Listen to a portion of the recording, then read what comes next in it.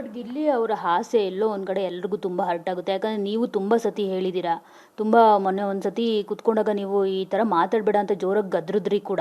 So Raghu ಅವ್ರು ದೂರ ಆದರು ಅವ್ರ ಮಾತಿಂದ. ಅವ್ರು ಹೇಳಿದ್ರು ತುಂಬ ಎಲ್ಲೋ ಪರ್ಸ್ನಲ್ ಲೈನ್ನ ದಾಟಿ ಬರ್ತಿದ್ದಾರೆ ಅವರು ಅಂತ ಹೇಳ್ಬಿಟ್ಟು.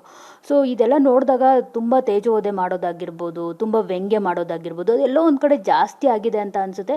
ಜೊತೆಗೆ ತುಂಬ ಜನ ಅಲ್ಲಿರೋರು, ಮನೆ ಒಳಗಡೆ ಇರೋರು ತುಂಬ ಇರಿಟೇಷನ್ ಕೂಡ ಆಗ್ತಿದ್ದಾರೆ ಅಂತ ಅನಿಸುತ್ತೆ.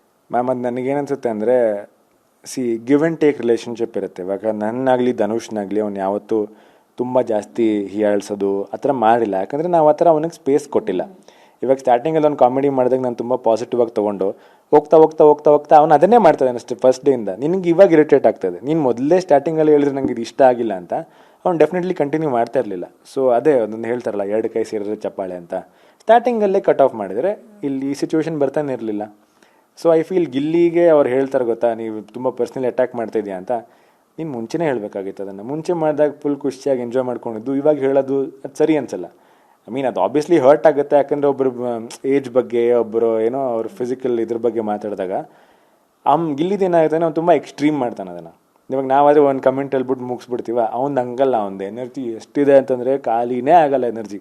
24/7 ಅವ್ನ ಎನರ್ಜಿ ಇದ್ದೇ ಇರುತ್ತೆ. ಸೊ ಅವ್ನ ಜೊತೆ ಇದ್ದಾಗ ಏನಂದರೆ ಅವ್ನು ಕಮೆಂಟ್ಸ್ ಬರ್ತಾನೆ ಇರುತ್ತೆ. ಒಂದು 2-3 ಸಲ ತಗೋತಾರೆ. ಬಟ್ ಆಮೇಲೆ ಏನಾಗುತ್ತೆ, ಸಾಕು ಗುರು ಅಂತಲೇ ಅನ್ಸೋದು.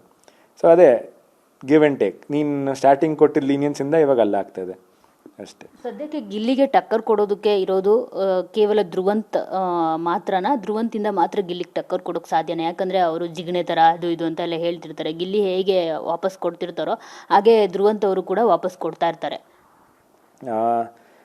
ಇದು ಮುಂಚೆನೂ ಆಗಿದೆ ಮ್ಯಾಮ್. ಗಿಲ್ಲಿ ಧ್ರುವಂತ್ಗೂ ಅಷ್ಟೇ ತುಂಬ ಸಲ ಹೇಳಿದ್ದಾನೆ, ತುಂಬ ಸಲ ಹೀಯಾಳಿಸಿ ಮಾತಾಡೋದು, ಜೋಕ್ ಮಾಡೋದು ಅವೆಲ್ಲ ಮಾಡಿದ್ದಾನೆ ಅನ್ನೋ fun way only. But Dhruvanth ಆ ಪಾಯಿಂಟಲ್ಲಿ ಏನಾಗ್ತಿತ್ತು ಅಂದರೆ ಅವ್ನು ರಿಯಾಕ್ಟ್ ಮಾಡ್ತಿಲ್ಲ. ಫಸ್ಟ್ ಆಫ್ ಆಲ್ ತುಂಬ ಬೇಜಾರು ಮಾಡ್ಕೊಂಡಿದ್ದ. ಅವನು ಗಿಲ್ಲಿ ಬಗ್ಗೆ ನಮ್ಮ ಹತ್ರ ಹೇಳೋದಾಗಲಿ, ತುಂಬ ಹರ್ಟ್ ಮಾಡ್ತಿದ್ದಾನೆ, ತುಂಬ ಅತಿರೇಕ ಮಾಡ್ತೇನೆ ಅಂತೆಲ್ಲ ಮಾತಾಡ್ತಿದ್ದ.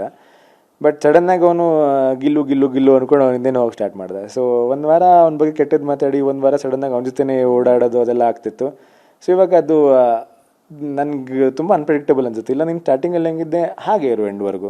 ಇವಾಗ ಅವ್ನು ಬೈತಾ ಇದ್ದಾನೆ ಅಂತ ನೀನು ನಮ್ಮ ಹತ್ರ ಬಂದ್ಬಿಟ್ಟು ಗಿಲ್ಲಿ ತುಂಬ ಅದು ಮಾಡ್ತೇನೆ ಅನ್ನೋದು, ನೆಕ್ಸ್ಟ್ ವೀಕು ಎಲ್ಲ ಒಂದು ಸಿಚುವೇಶನಿಂದ ಗಿಲ್ಲು ನೀನು ಎಷ್ಟು ಚೆನ್ನಾಗಿ ಮಾತಾಡ್ತೀಯ, ಗಿಲ್ಲಿಯಿಂದ ಗಿಲ್ಲು ಅಂತೆಲ್ಲ ಆಗುತ್ತೆ. ಮತ್ತೆ ಬಂದು ಗಿಲ್ಲಿ ಅದು ಇದು ಅಂತಂದಾಗ ನಮಗೆ, ನಾನು ನೋಡಿದಾಗ ಗಿಲ್ಲಿ ಸೇಮ್ ಇದ್ದಾನೆ.